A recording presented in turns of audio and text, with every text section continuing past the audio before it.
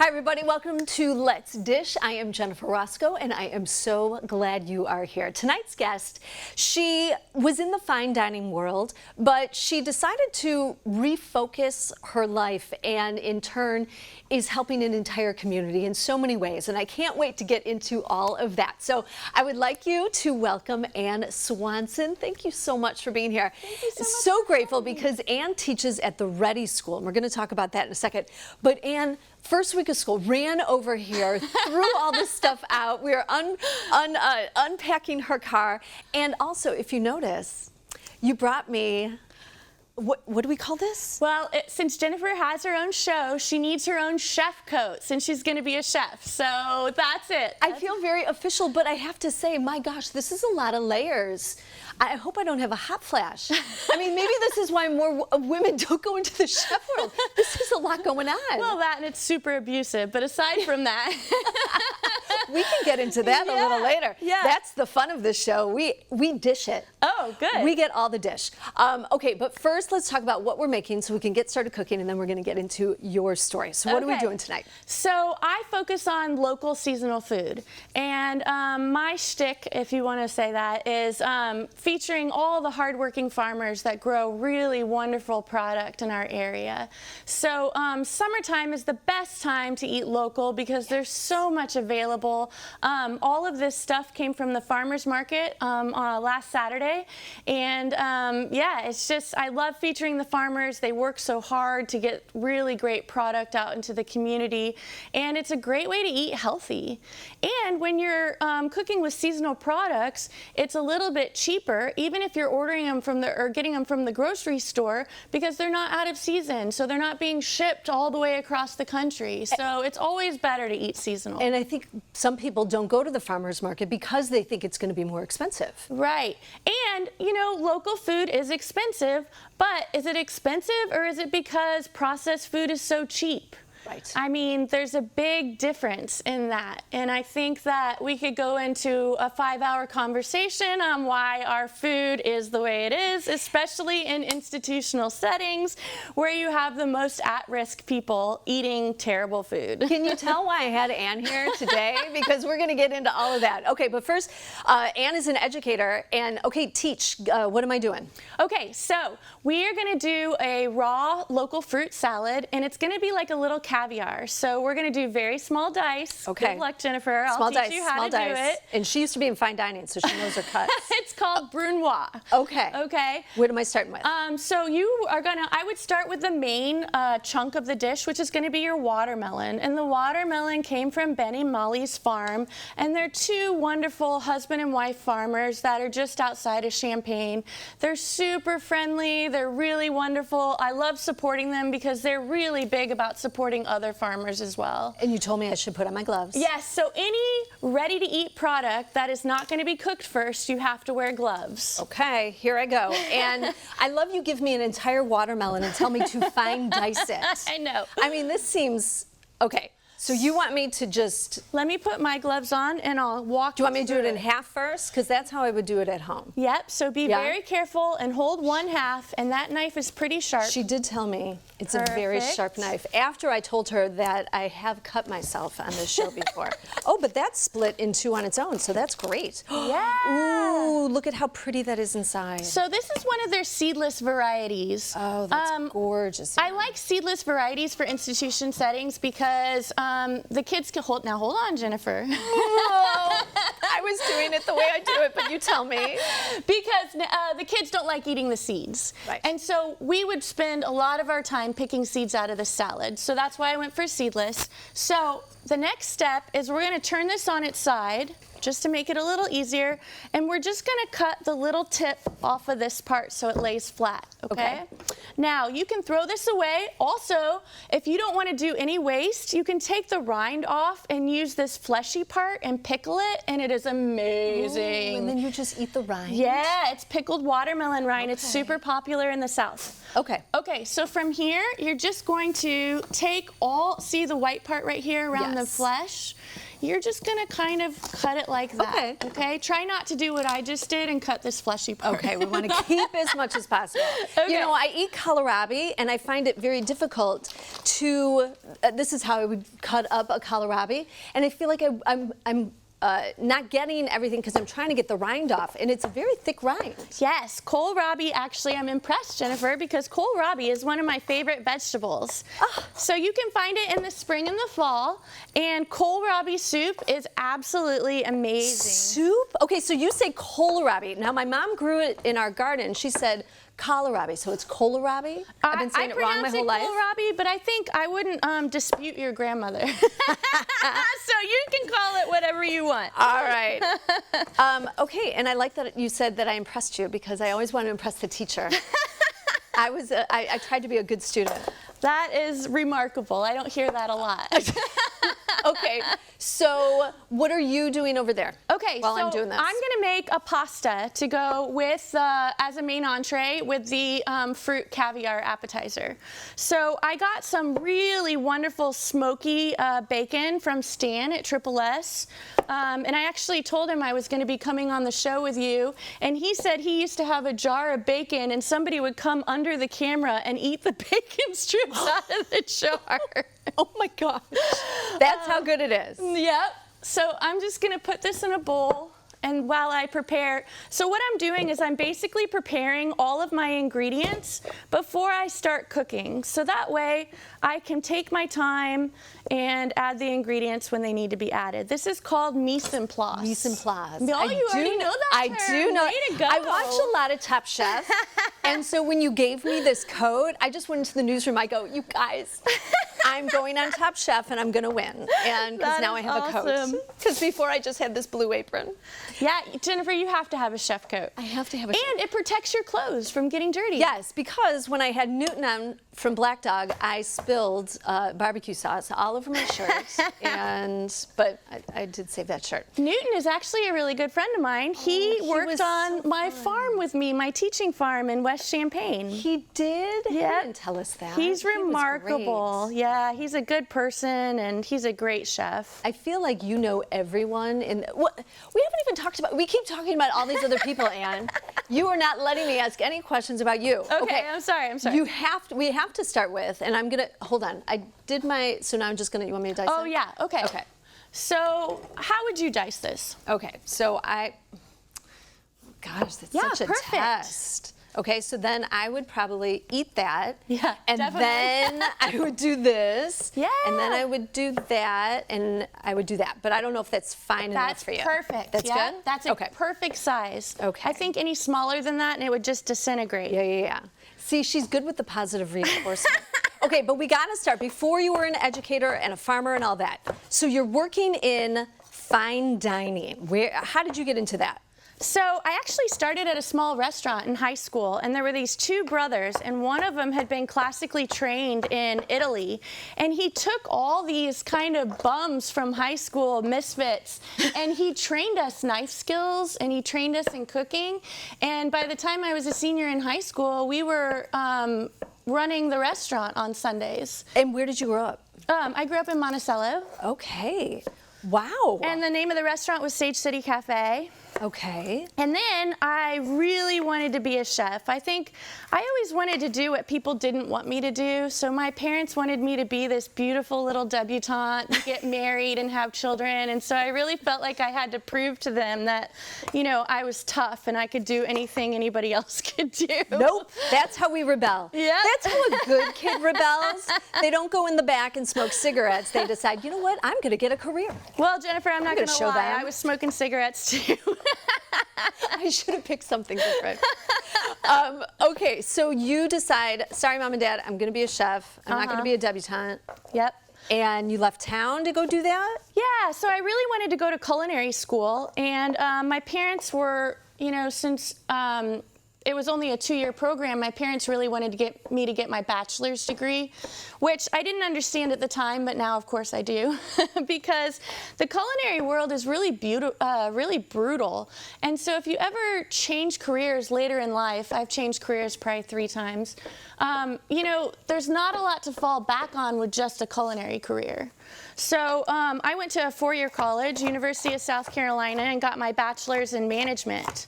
And while I was in college, I was working at a really wonderful restaurant called Garibaldi's. And by the time I was a senior in college, I was running the restaurant. Oh my gosh. You were doing lots of things at early ages. Well, I feel really like to be busy. Yeah, the restaurant was really great. It was kind of the same type of situation. You know, the chef took a bunch of misfits under his wing and trained us all how to be chefs. And am I putting the watermelon in here? Yes, once it's finished, you can put the watermelon in there. And you tell me, do you want me to do this whole half that I have? Or do you want me to get started on a different fruit? Let's see. I would do about half of the half. Half of the half? And then, yeah, we can start adding other stuff into it. Okay, perfect. So you're in South Carolina with the Misfits. Yeah. And whom I loved. And running the place there. And so what happens next? Well, I have to tell you this funny story. I was running the kitchen full of all these, you know, miscreants, and somebody said, you know, and somebody's stealing out the back door. And my first thought was, oh man, I have to stop them. So I took my chef's knife and I started running out the back door after this person. And all of these great big guys are chasing after me going, and no. But again, you thought I could do it. Yeah. So anyway. Did you tell your parents that story? Because they would make you come right home. There's a lot that they don't know. Are Mom and Dad still with us? Oh, yeah. Oh, so they're going to watch this and hear this story for the first time? Yes. Oh my gosh. So South Carolina, sometimes dangerous, but that's not what got you out of being a chef. So when I graduated college, I wanted to go to the French Culinary Institute in New York City. And I was prepared to go, and I was about a month away from leaving to do that. And I decided to save my money, because it was $60,000 for about 6 months of training. And I wanted to go live on the beach instead. So I moved to Charleston, South Carolina. Ooh, still really good food in Charleston, South Carolina. Yes, it is wonderful. And so I moved to Charleston, South Carolina, and I got really lucky. I was handing out my resume on one of the main streets, and it just so happened to be the same time that this famous chef was coming into town to run a restaurant. And so I was hired, and I ended up staying there for 4 years and working under him, and that's when we kind of were exposed to you know, Michelin star fine dining, James Beard Award winning cuisine. Yes. And was that intimidating? I mean, here you are, this girl from Monticello, you had done the thing in college, and now suddenly, I mean, those are some big names, and that's stress. I can imagine that's a lot of pressure at a place like that. Yes, so I had no idea what I was getting into, and I thought running a restaurant in college, you know, I could hold my own, and it was one of those situations where you fake it till you make it. Yeah. And so I have to tell you that I had anxiety going into work every day that I went in. Oh my gosh. Because in that caliber of restaurant, not only are there a stack of resumes of people wanting to work there so they can put on a resume that they've worked for that famous chef, but also it's kind of the perfection of cuisine. Yeah, so if you don't make a cut that's right, or you don't do a lot of stuff that's right, not only are you punished, but you also have to redo it. How are you punished? My mental, physical, and sexual abuse. Oh my gosh, Anne. And you know, this is the early 2000s, so there was no Me Too movement or anything like that. Yeah. And it was very, very intense. Remember how we talked about at the very beginning, why there aren't a lot of female chefs? Yeah. Because stuff like that's happening. All right, what's my next fruit? I don't want to pivot from that so quickly, because but I want to keep working. That's the perfect amount of watermelon. So that's going to be your main course for the caviar. Okay. So I would do peach next, then jalapeno. Make sure you dice the jalapeno really small, or else it'll be you might get a big bite of heat. Do you want me to leave the seeds or take them out? I would take the seeds out. Okay. So they say that the seeds are the spiciest part, but it's actually the rind on the inside. I knew. You already know that. Good job. Because I have to take that out for my family because I'm the only one who wants all the heat. And Okay. so I always have to. Well, feel free to add it in for this because you're the one in charge of that dish. Okay, so how long were you in this environment? Because I don't know. Why does that happen that people think under that intense pressure you will get results? You know what I mean? You do get results because it's the easiest way to describe it is kind of like Stockholm syndrome. Yeah. You know, where they break you down to your lowest part and then they build you back up under their system. So you have this mindset that, you know, the chef is God. So that's how it works. Was this the kind of environment where you'd go chef, yes, chef, that stuff? Oh, That we yeah. see on The Bear? Oh yeah. So I can't even watch The Bear because it's too PTSD. close to reality. Yeah. And a lot of my friends can't watch it either, you know? That's interesting. So for the rest of us who, I worked in a kitchen, but for a short amount of time, Alexander Steakhouse, plug, we miss you, R.I.P. It wasn't like that. And so I'm watching The Bear thinking, oh, isn't this just television? It's No. not just television to you. Absolutely That not. was your life in Yeah. South Carolina. Yep. And not only that, but we were doing molecular gastronomy at the time, which is food science. And nobody really knew anything about food science. There was a famous chef in Spain that was doing it named Ferran Adria, and he had a product line that we were using, and so we were kind of learning how to do molecular gastronomy at the same time as trying to produce all this world-class food. And so, for instance, we would take like a head of cauliflower, and we would break it down into a puree, and then we would add things to it, heat it up to a certain temperature, and then like let it gel, and then turn it into something else. And so if anything went wrong during one of those steps and you weren't ready by service, you were in big trouble. Yes. So everything about it was super high stress. But at the time, you know, we were working in this prestigious restaurant, and we had all of these famous chefs from New York and California and Florida, and You're feeling just lucky to have the job. yeah, absolutely. That's how they get you to perform in a situation Absolutely, like that. yeah. Because it's if you don't want to be here, there's the door. And we have a stack of we've got resumes. Yeah. Yeah. And not only that, but there are people coming out of culinary school that have to do apprenticeships. And so they come too, and they're willing to work for free just to work for these chefs. I just learned that term. Stagiaire. I learned that from The Bear. I am so impressed with you, Jennifer. See, but this is why I wanted to have this show, because I just, I cook a little, I watch TV, but it really has also been in education for me, because everybody, everyone's story is different, but then it's interesting when you do hear some of the same stories of people who've worked in fine dining and why they got out of fine dining.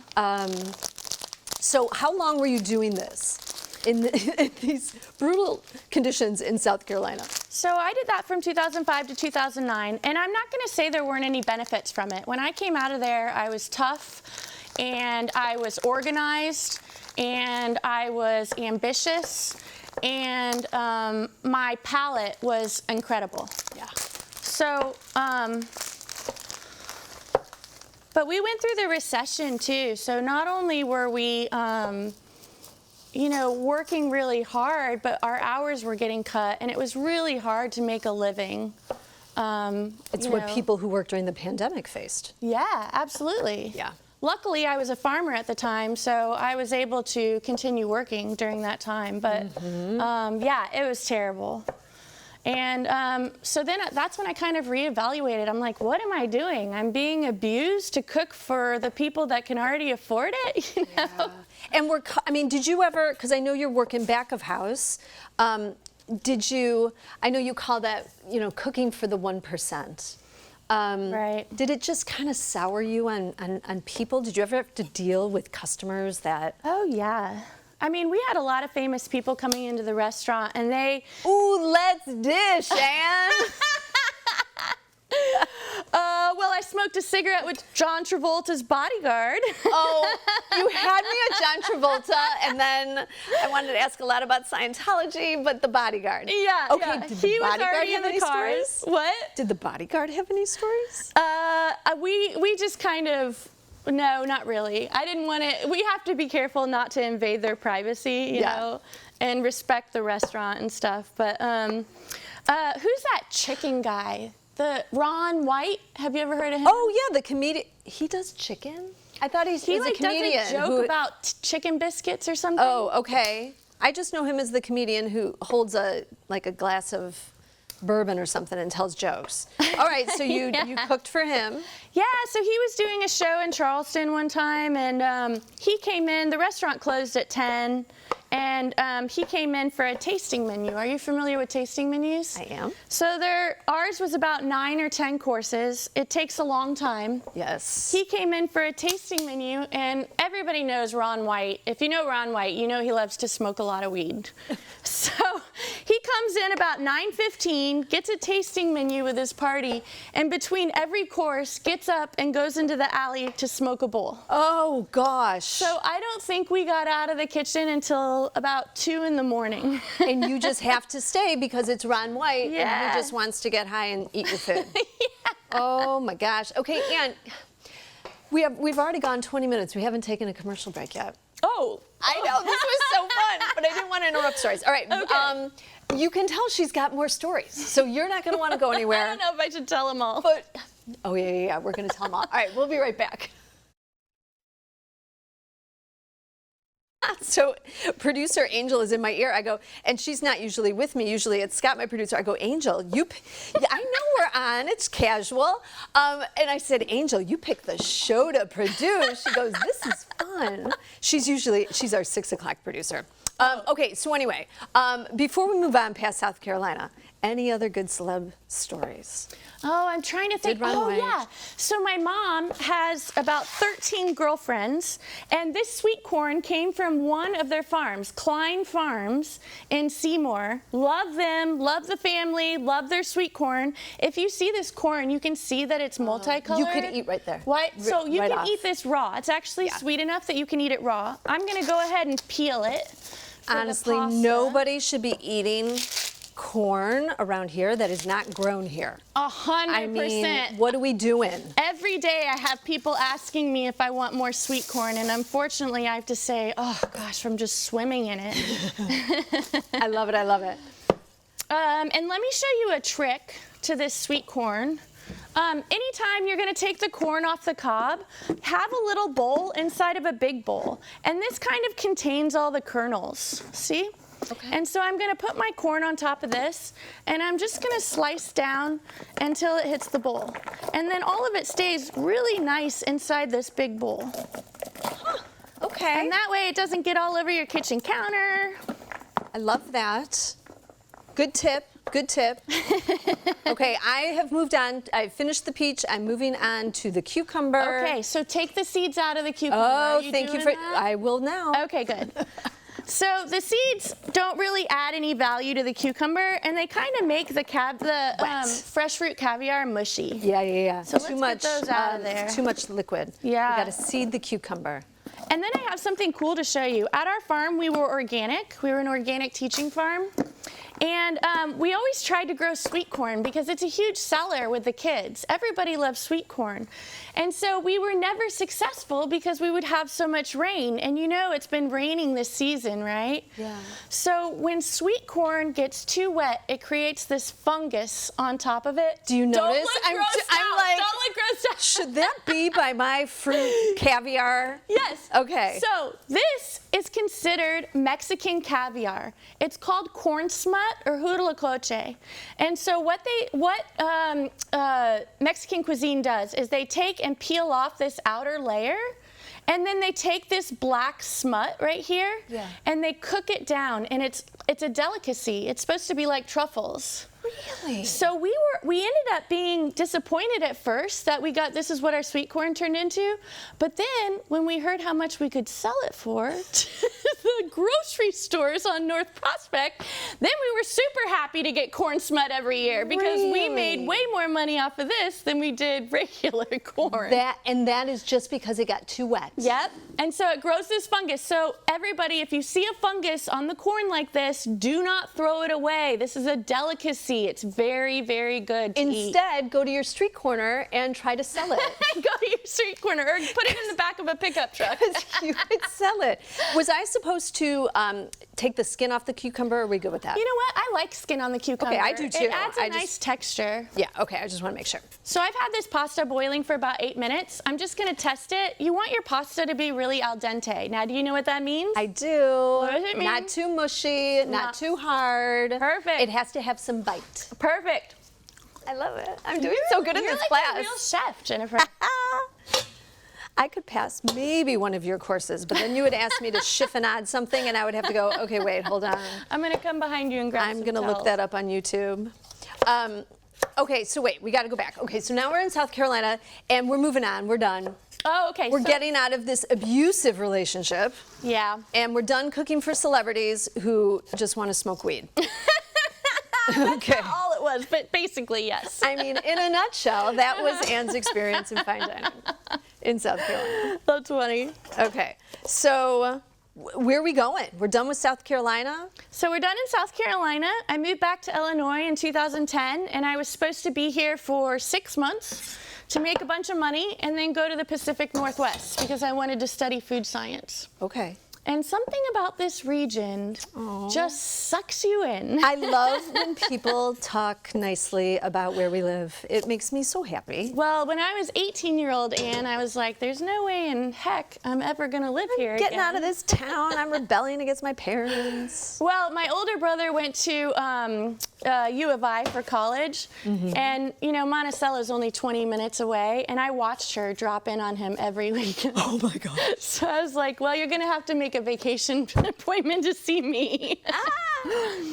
Okay, so I have all my mise en place ready for this pasta, and I'm gonna go ahead and start cooking it. I have triple S bacon, and this cut is called a lardon, and it's just a sliced rectangular piece of meat.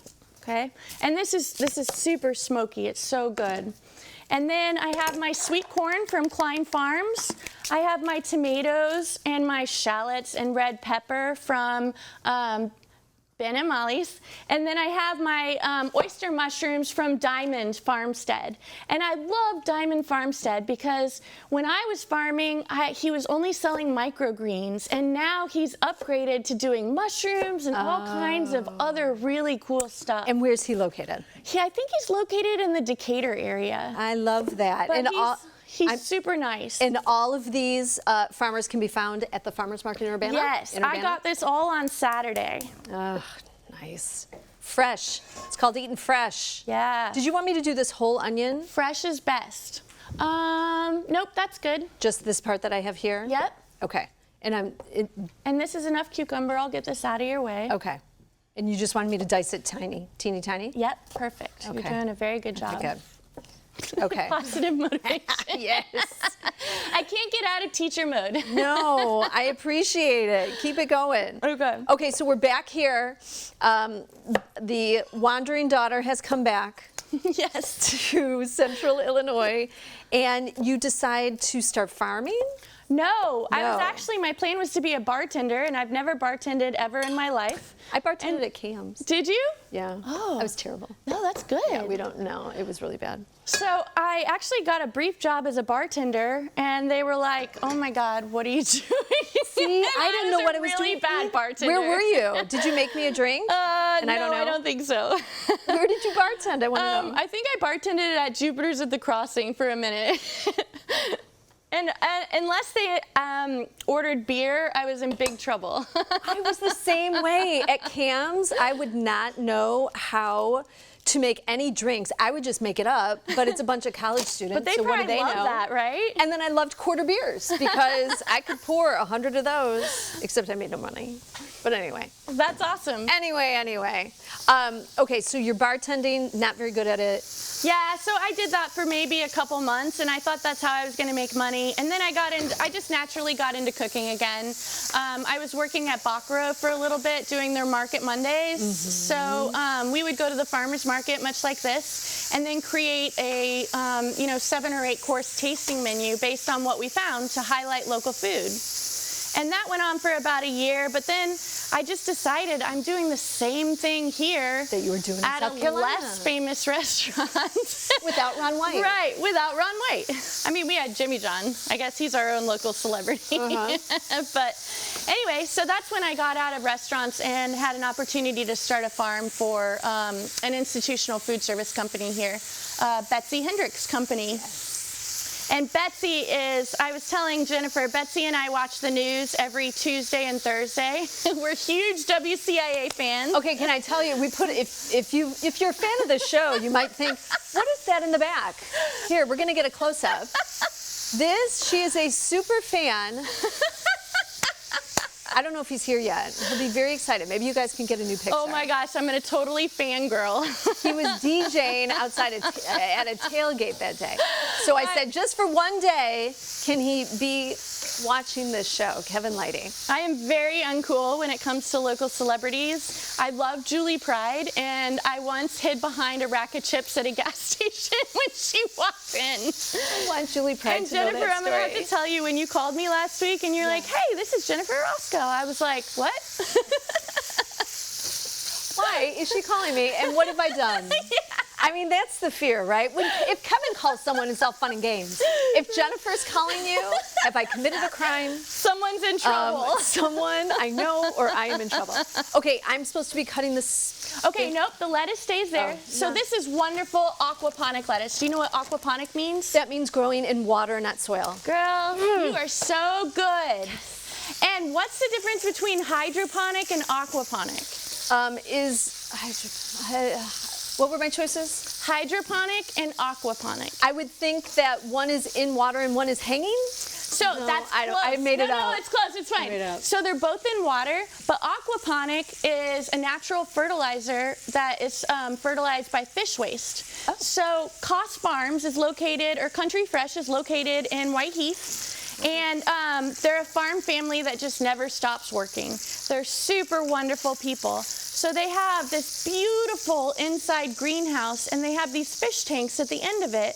And so they have tilapia all the way from babies to when they harvest them. Have we done a story over there? You have to go over my there. gosh. It's beautiful. Angel, They're wonderful people. Producer Angel says we have. Yes, we have.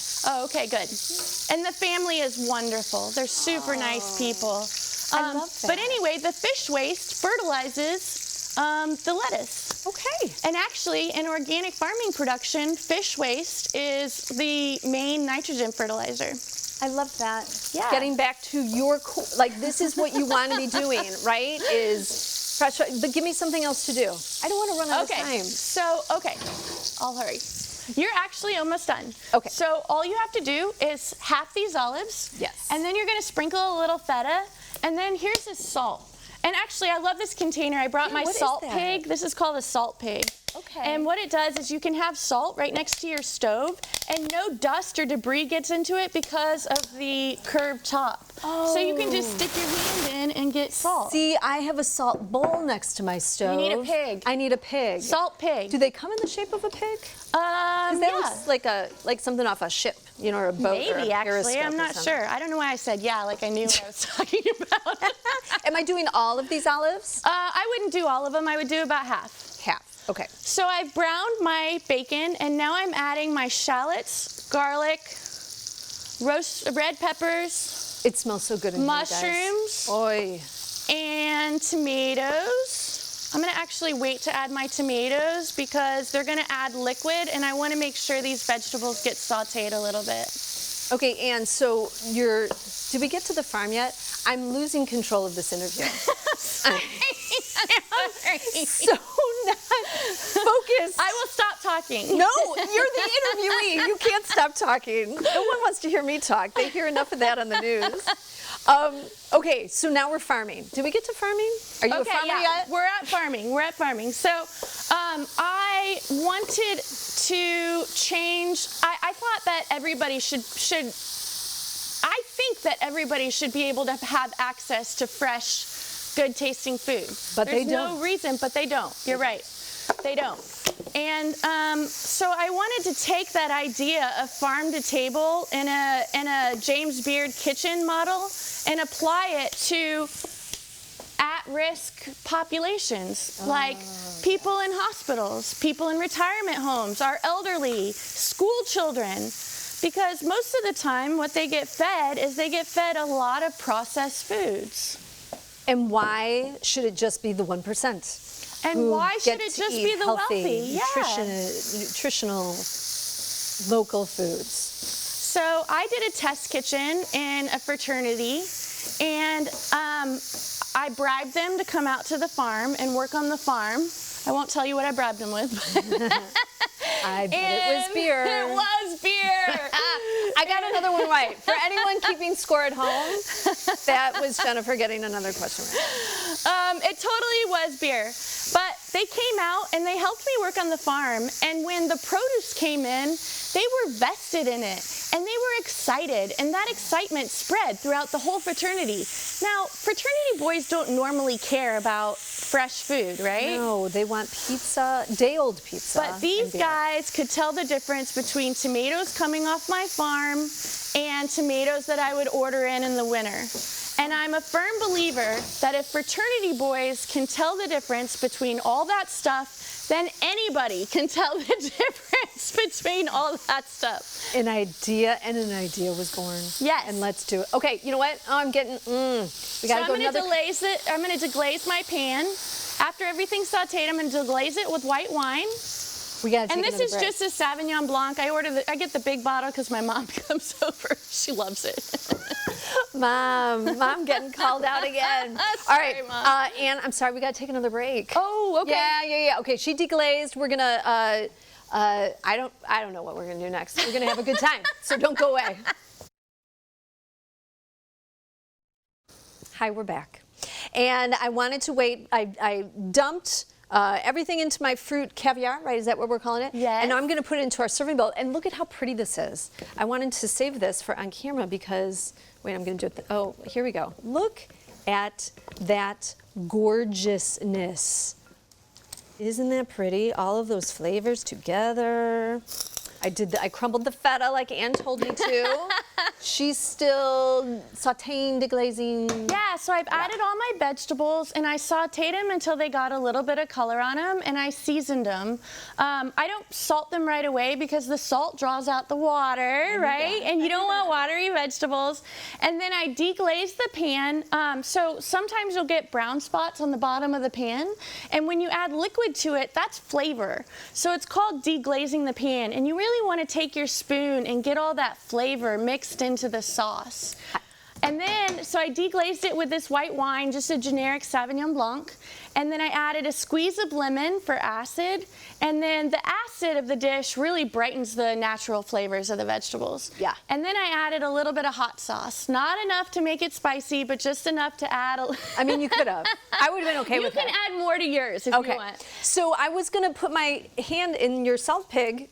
Yeah, put it in. It's a phrase I never thought I'd say before. But it's all gross. So I'm going to take off my glove, right? That's fine. Okay. Yep, totally fine.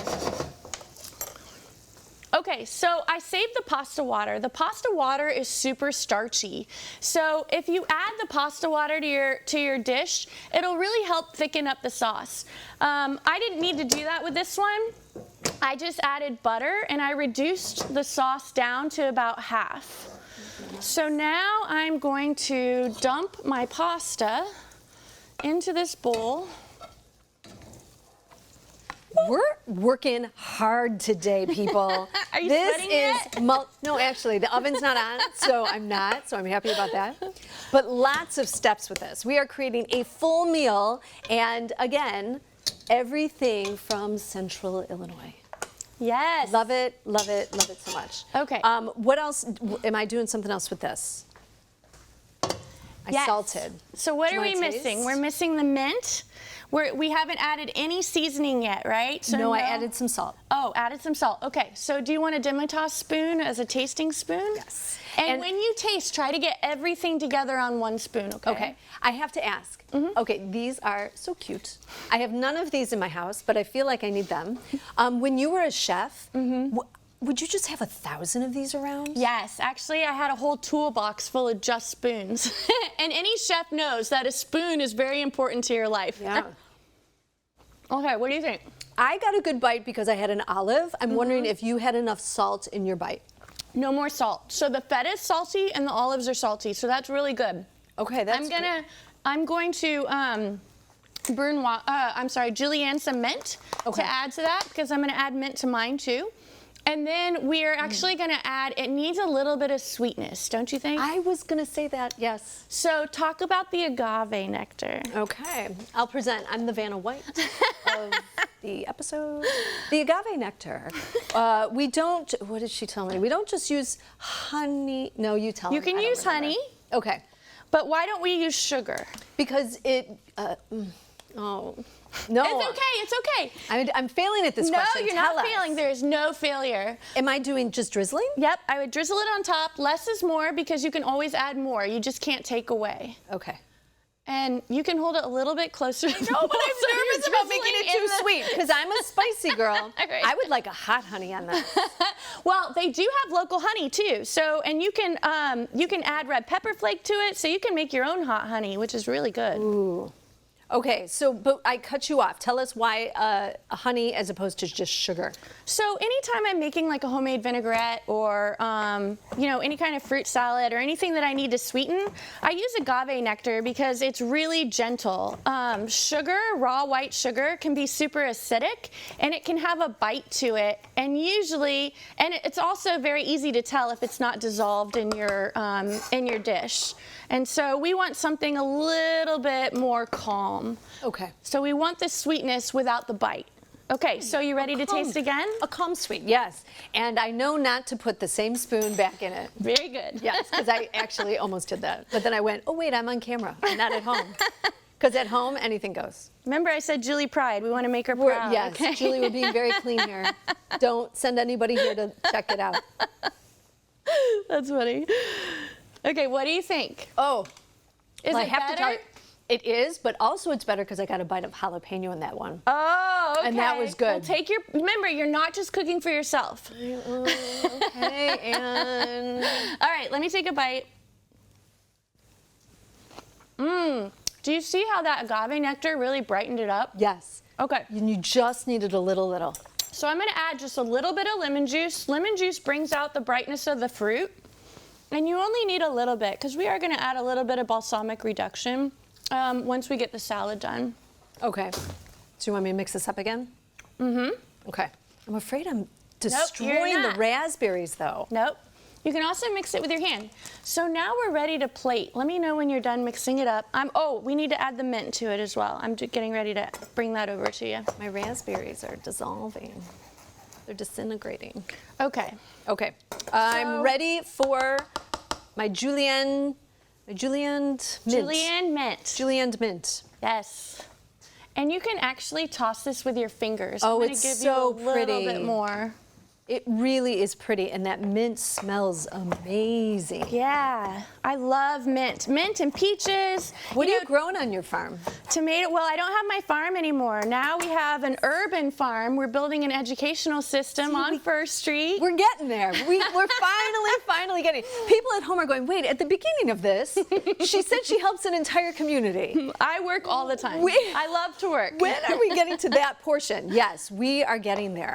So, So in 2020, Yes. when COVID hit, it was really hard to get teachers out, to bring students out to the farm because transportation was a huge issue.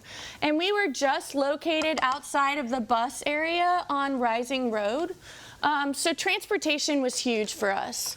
So when the farm closed, I am trying to basically rebuild the farm in a downtown location So that way it's walking distance from Edison Middle School, Central High School, Jefferson, Dream House. We work very closely with Dream House, and we have dreamers that actually come and work on our farm.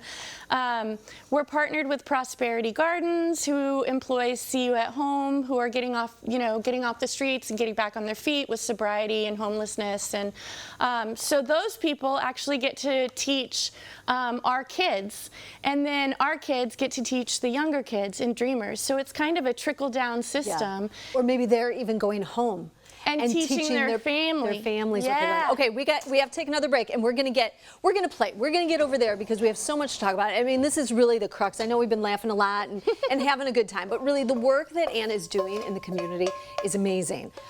So we want to get into all that. So we'll be right back. Okay, so we are going to go ahead and plate this hyper-local pasta. Now, as a chef, I could have made the pasta myself, but I work all the time. So do most people. Who has time for that? Let's be serious. We're giving you grace. Come on now.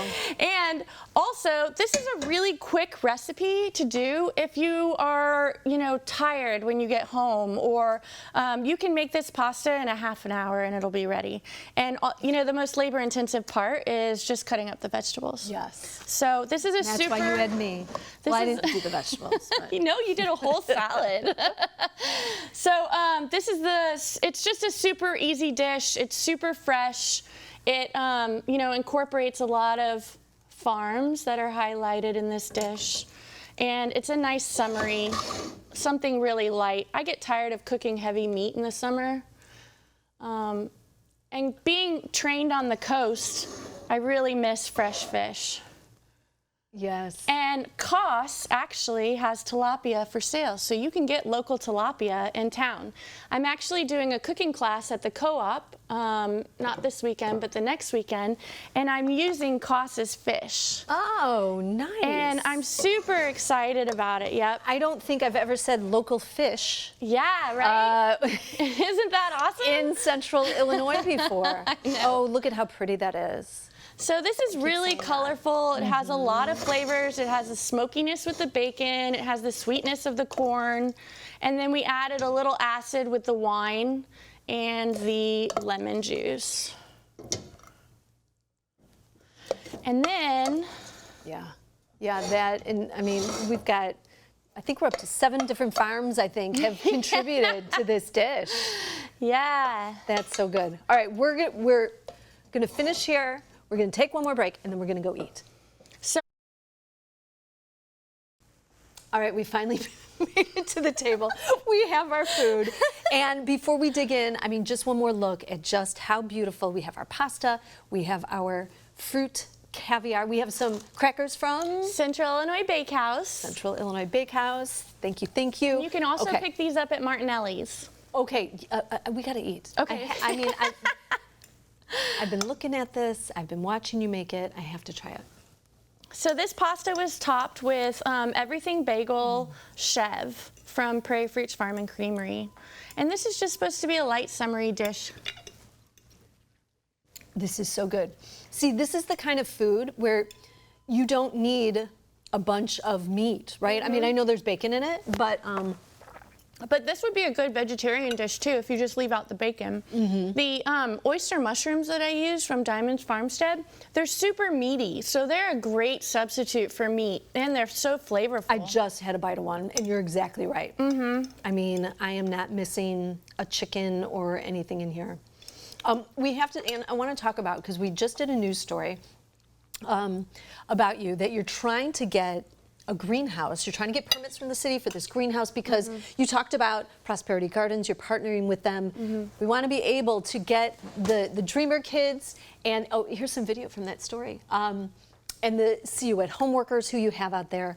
Why is it so important for you to be able to build this greenhouse? So the greenhouse is the first step towards an educational campus, and the greenhouse does so many things for not only us, but our partnerships with Prosperity Gardens. So the kids can have a classroom year-round where they're not sitting in some sterile environment with white walls and fluorescent lights. They can come in the winter because the greenhouse is heated. And it's not just about learning about horticulture. It's about learning about different climates, environmental science. There's art. We've had art classes come out to the farm. There's just a whole math. There's a lot of measuring and building in trades that they can do. So I think it's really important to get these children active in the community and giving back and working with people in need, and also, just getting out of the classroom, getting a new environment, learning on hands-on experience. I know I'm a hands-on learner, and I know, and I can see it in their faces in the classroom in this sterile environment when they kind of start looking at the ceiling or they're looking out the window. But when you're doing hands-on activities, they remain engaged the whole time. So once this greenhouse goes up, if we ever get a permit from the city, let's go. Once the greenhouse goes up, then we can start working on renovating the building that's currently there. Prosperity has a wonderful building there. It needs to be renovated. We have stools and tables from Fowler Farm that are going to be installed in there. We have whiteboards, so there's actually going to be a classroom. So there's a classroom setting. We're going to build a wash pack on the north end of it, which is where we can wash vegetables and learn about packaging and processing. There's going to be a Four Seasons greenhouse where we can grow year-round. And then there's also across the street raised beds where they can actually learn and do experiments in the raised bed area. And this Prosperity Gardens has been such a wonderful partner. I've known Nicole, the director, since I was, we were in the Beginning Farmer Rancher Development Program in 2013. So when my farm closed, it was super nice to be able to continue these partnerships that I had, these community partnerships. Champaign-Urbana School Foundation is the one I wrote the grant through to get the greenhouse. And so they're promoting, student learning through Unit 4 and District 116. We are partnered with Dream House and Dreamers, not only the youth programs, but the young adult programs too. And I just can't say enough wonderful things about Tracy Dace. He's an amazing human. I love it. I love it. We've got we've got one more minute. Okay. 60 seconds left.